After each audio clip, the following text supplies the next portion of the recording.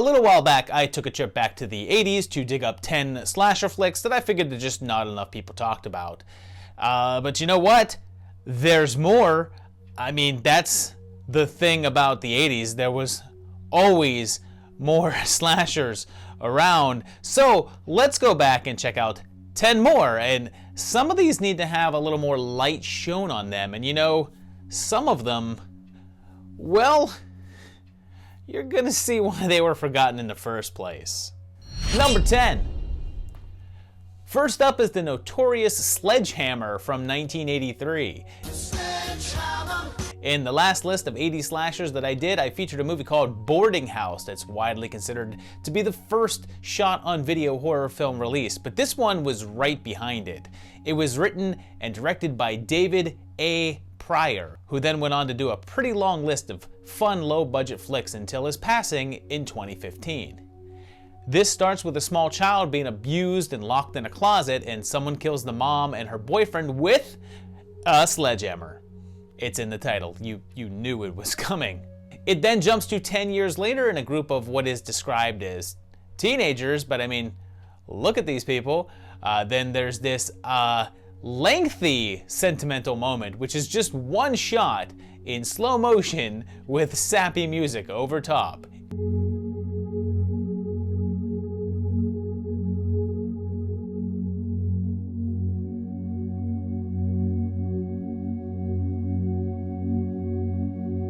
It just keeps going. He even tries to balance a can on his lady's head. It's a very touching moment. They party for a while leading up to this shot, this lengthy shot. I'm going to show it to you now exactly as it appears in the film, and just know that I did not edit this at all.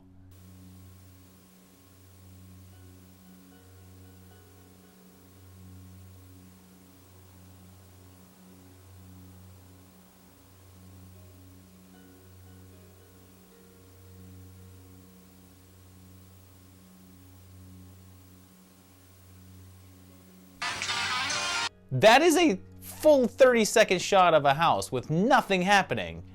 What was the point there?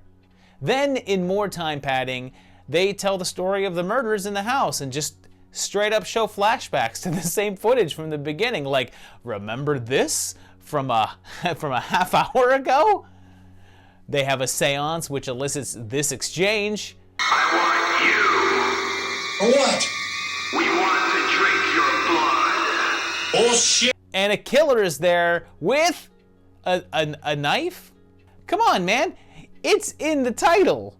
He continues his spree, and there we go. Now we have a sledgehammer. And check out this costume. Flannel shirt, jeans, and this mask. This is what they went for the look of the killer. Not quite as iconic as a hockey mask, I suppose.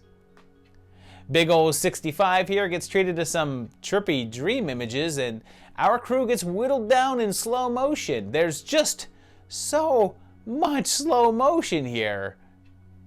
It's pretty wacky and perhaps not really silly enough to be notable, but it's actually pretty interesting to see the beginnings of a horror revolution. This film is just a guy and a bunch of his friends in a house making a movie with his camcorder. There's thousands of these now, but just thinking of this as one of the very first is an interesting bit of history. And I mean, again, look at this killer.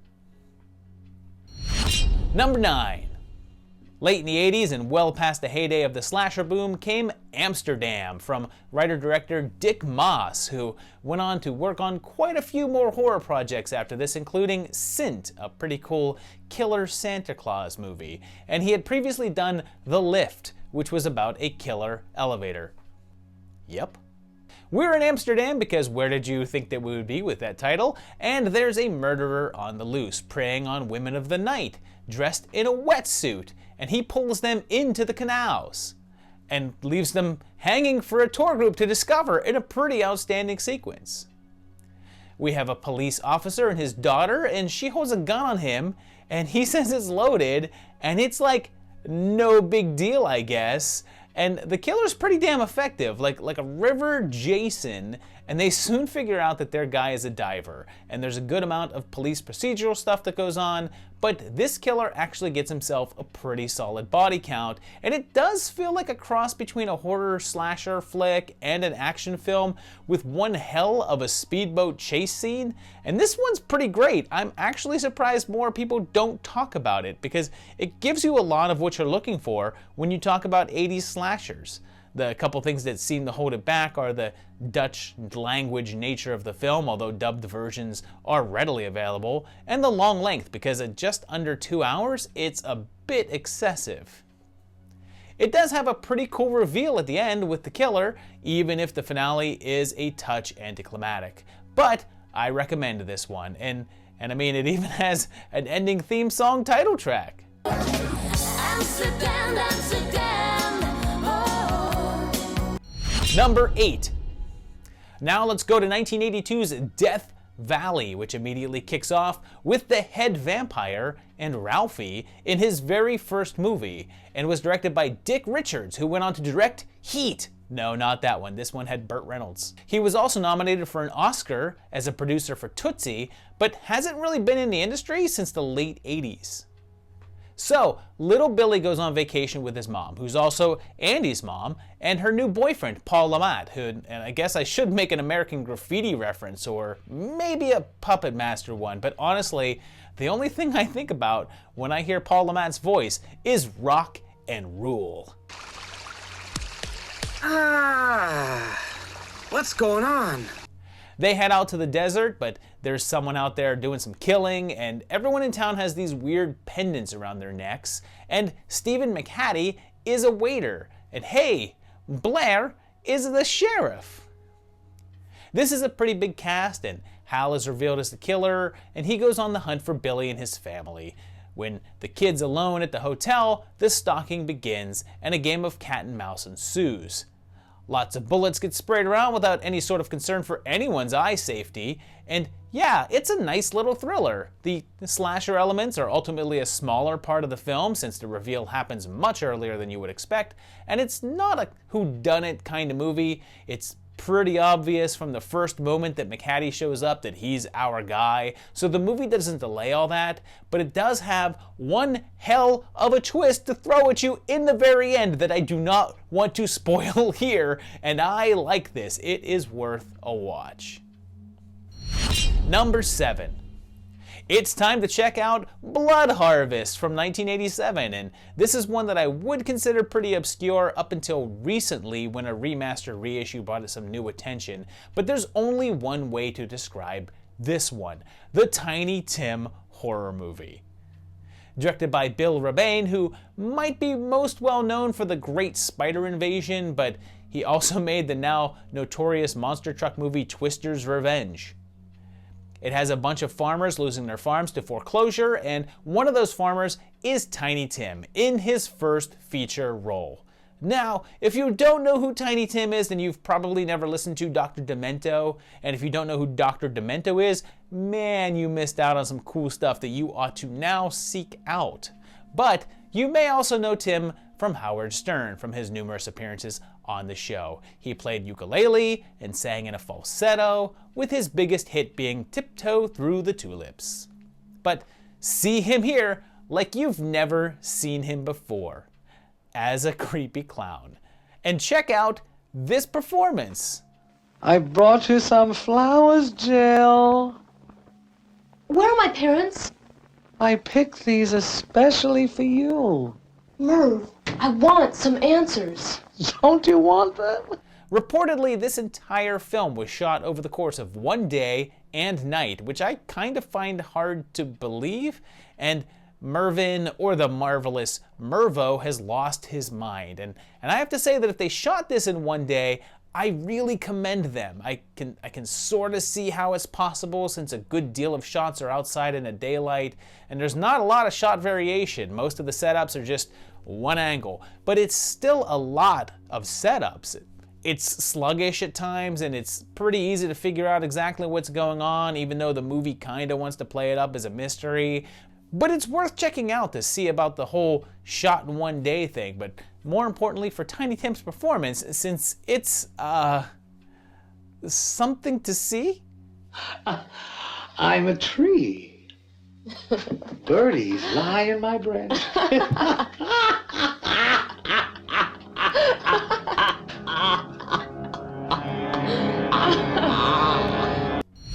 Number 6. Okay, I guess we're talking about Blood Lake, which starts like this. Hey, what's going on? I can't take it no more. Well, I didn't have anything to do with it. Listen, I just work here. It's good enough for me. It was directed by Tim Boggs and was the only film that he directed, but he's since gone on to an extremely successful career behind the scenes in sound work and has been nominated for several Emmys for it, for his work on Fargo and Breaking Bad. It's shot on video, has a budget of about $6,000, and has a bunch of teenagers ready to party for the weekend. There's this mysterious locked door, and you know, for a guy that has received multiple awards for his sound work, I can't hear Jack in this movie. You guys didn't think we could cook. No. I guess we gotta break down and compliment y'all and got the job done, I guess. Oh, is that a compliment? Yeah, you don't even know a you. compliment when you hear one? Girls' brains are fried, man. Oh, whatever. Now for the best part of dinner, getting beer. Not much happens for the first half hour, and if it seems like the young actors, who are absolutely just kids from the neighborhood, aren't absolutely terrible, it's because they encouraged the kids to just kind of make up their own dialogue. There was a script, but they told them to just say what they want to get across the point of the scene. There's then a bunch of scenes of them water skiing. Lots, to the point that it's like a half hour into the movie and there's not even any hints of a killer. It's basically home movie footage at this point. Then, prepare for the thrilling quarters scene. The slasher finally shows up at almost an hour in. I think it's really hard to see. When they find the dead bodies the next day, everyone is real emotional. I don't know, I've never seen anything like this before. I mean, I just called the sheriff on the two-way and he'll be here in a minute. He'll probably want to ask you some questions about it. Just let me know. I'll be up at the house if you need anything. And just when you thought you've endured the worst thing that this has to offer, get ready for the extended several-minute love scene in near pitch black with smooth booty music.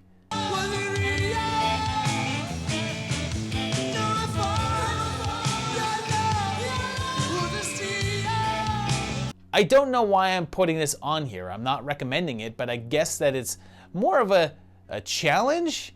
This is one hell of a chore of a movie to get through. Every time I think I've found the worst of the worst, something like this comes along and tells me that that bucket is bottomless. And I guess I'm also including this as a sort of a message that even the worst offenders of filmmaking can go on to some sort of success. And it's a learning process because you're all sitting here with me saying, oh man, this is garbage. The guy who made this is a joke, and if he knew that we were making fun of him, he'd probably be sad and wipe away the tears with big wads of money and then go to bed sad, holding onto his teddy bear, which is a goddamn handful of Emmys. Plus, this movie has one of the most unusual credits of all time.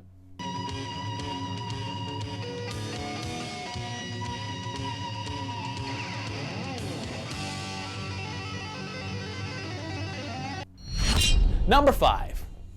We now go to 1986's The Zero Boys, directed by fun schlockmeister Nico Mastorakis. It starts off in a pretty different manner with a group of camo-clad dudes having a shootout in an abandoned town, which is revealed to be a paintball tournament. A tournament in which one of the players dresses up as a Nazi. Listen! Like, even in a pretend tourney, if a dude showed up in a swastika, I'm telling him to go ahead and go home. So the Zero Boys are the current paintball champs, and Kelly Maroney is the Nazi guy's girlfriend, and she breaks up with him. And I should clarify, she breaks up with him because he offered her as a prize for the tournament, and she didn't know. Not because he decided to dress up as a Nazi. She then goes with the Zero Boys on their victory trip into the mountains, and they stay up at a cabin there, but unfortunately, they're not alone. It takes a while to get to the point, but I love that this defies horror rules. They think they see something spooky, and they don't even debate. They're all just like, well, let's go stay somewhere else. Of course, then there's car troubles and a guy with a really big knife. It then turns into a game of cat and mouse, and contrary to your standard slasher stalker, these guys are armed and dangerous. Things start getting out of control, and there's even some dynamite included, but can even a solid assortment of military-grade weaponry stand a chance against Joe Estevez? This was a great throwback. It's a bit standard and doesn't really do a whole lot that you haven't seen before, but it's fun and well done and has just enough of that 80s slasher feel that you're looking for. Number 4. Okay, I've put this off for long enough, but it's time to talk about Death Nurse from 1987. It's from Nick Millard, here credited as Nick Phillips, director of Criminally Insane, or Crazy Fat Ethel, but I decided that that one might actually be too well known. So here we are with Death Nurse, which actually stars Priscilla Alden, who was the previously mentioned Ethel. And yep, she's a nurse. And these were actually shot using the same sets from the Criminally Insane movies and the same actors, but it's not connected to those. And like most Millard films, it's shot on video. Nurse Mortley and her brother run a small clinic out of their house, and their MO is killing their patients and then continuing to bill the state for their care, which seems only slightly more of a scam than the actual US healthcare system.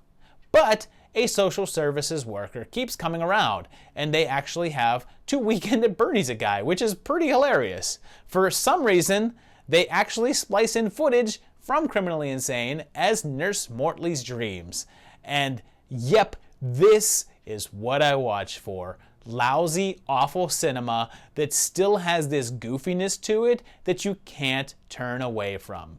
This is the epitome of backyard filmmaking, considering the entire film was filmed in the director's house, with people who are mostly not actors, with minimal special effects. But man, do I love seeing Alden have some fun as the crazy nurse. This is another one of those, how can you watch this kind of movies, because it's terrible. So terrible, but it's my kind of terrible. And the movie just ends. There's no resolution or anything. So thankfully, 1 year later, there was a sequel. Yep, Death Nurse 2, why not? It picks up right where the last one left off, so it just feels like one movie. And I guess Nick likes to pop his wife in the movies. She was an alcoholic patient in the first one and appears as a bag lady here who checks in, and come on, how is this not hilarious? Gordon, help! Help! Ah! Gordon! Gordon! And I just can't stop laughing at this. I mean, these are so clearly plastic props that are plainly not cutting anything, and I love it. It gets super wacky when the social worker from the first movie arrives back alive, but wait, it's her twin sister, and she's looking for her sis, and again, there's really no plot, just people show up, get killed, and then they have to try to explain it to the next person who shows up, who they then kill, repeat.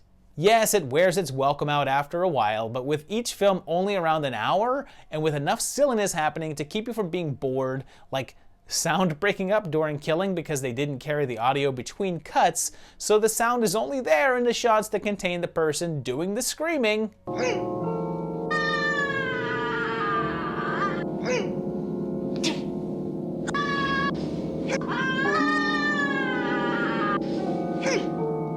It's worth a shot if you like total garbage, which I do. Number 3.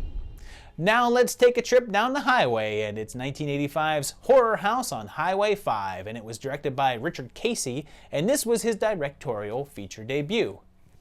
Right off the bat, we have a killer on the loose, and forget a hockey mask, forget Shatner, this guy's got the spookiest mask of all, Richard Nixon.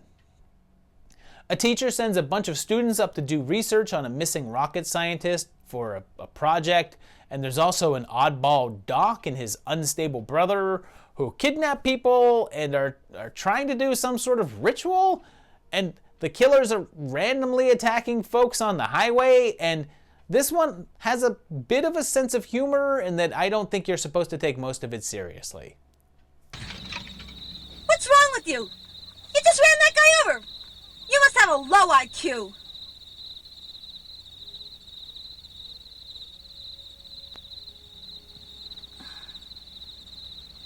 You can't be dead. Plus, everyone has this pretty unique accent, especially considering that this was shot in LA. This place, it's a mess. What a dump. I'll clean it up. Nixon seems connected in some way to the Doc, and there's a pretty wild sequence that I don't totally get where this guy is seemingly attacked by an invisible killer.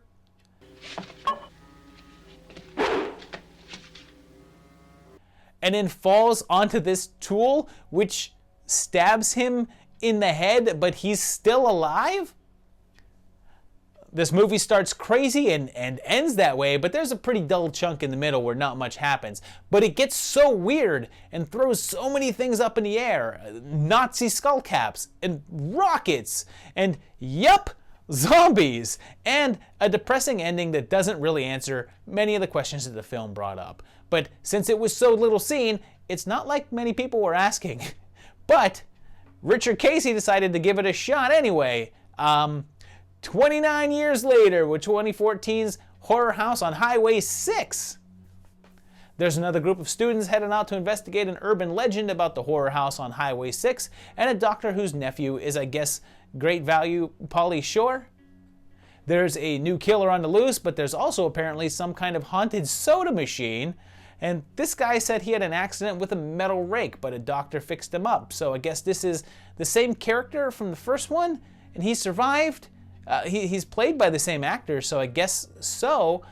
And they end up at the horror house, and there's Elvis stuff everywhere. And there's Dr. Kessel, who starts in on the kids, and they're broadcasting it. And there's some terrible CGI death, and honestly, it's not really connected to the first one. And there's no guy in a Nixon mask, and it starts to feel more like a sort of a Hostel ripoff than anything else. Number 2, how about a little more polished affair with 1983's The Final Terror. This one has our highest profile director with Andrew Davis, who has done a number of high profile movies like The Fugitive and Under Siege, but this is one of his earliest films. We actually have some recognizable faces in this, with Adrian Zemed, who did this film in between Grease 2 and Bachelor Party, and Joey Pants. A group of young rangers head out into the woods for camping, and a mermaid goes with them. And there's a classic campfire tale of the area's old legend. It seems a woman was assaulted and went insane, and her baby grew up to take her out of the institution and set her loose in the woods. Of course, they start heading off for some intimate moments and start getting murdered, but like the Zero Boys, these guys are ready. This actually feels a lot like the Zero Boys, and this came first, but I'm not really feeling like it's a ripoff because it's just the basic camping slasher formula, which was rampant around this time frame, with a group of guys that are military trained and prepared. It's not like it's a huge original leap. They head down the river in a pretty smart move, but are still hounded by the unseen killer, and like Zero Boys, however, it's kind of bogged down by being, well, nothing special. It's a pretty run-of-the-mill 80s slasher, but since I like 80s slashers, I liked it. It's like one part Friday the 13th and one part Deliverance, and it's well made. I mean, what else would you expect from a guy who has a Golden Globe? And I guess I shouldn't say that because I already said that the Bloodlight guy has an Emmy, so awards clearly don't mean all that, but it's got a great cast and moves at a nice pace and has a few unique set pieces, like climbing this massive tree.